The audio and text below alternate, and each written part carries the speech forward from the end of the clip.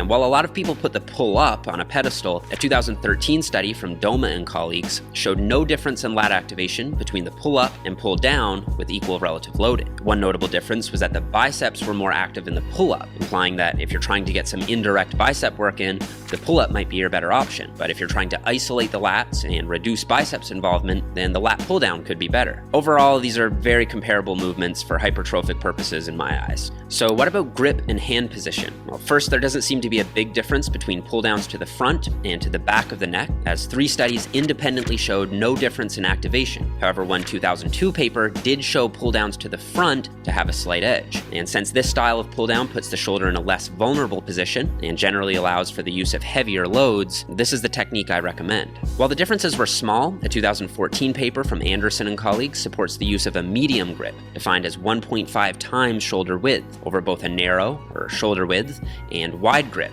at 2 times shoulder width. And they based this recommendation on the observation that there was a trend for higher activation during the eccentric phase for not just the lats, but also for the traps and infraspinatus, and that generally heavier loads could be used with this in-between grip. And finally, a 2010 paper out of Pennsylvania State University found that lat activation was higher with a pronated, or overhand grip, than with a supinated, or underhand grip. The V-bar attachment is a personal favorite of mine, and I do like to include it periodically since it allows the lats to be trained through shoulder extension with a vertical pull. And this is despite the fact that Signoral and colleagues found the pronated grip to yield greater lat activity than the neutral grip. But taken together, I think if really looking to optimize your technique on lat pull-downs, pulling to the front of the neck with a medium pronated grip is likely to maximize lat recruitment. Granted, these findings are based on averages, and if you feel one variation working your lats better than the others, you may want to go with that instead. So what about horizontal pulls?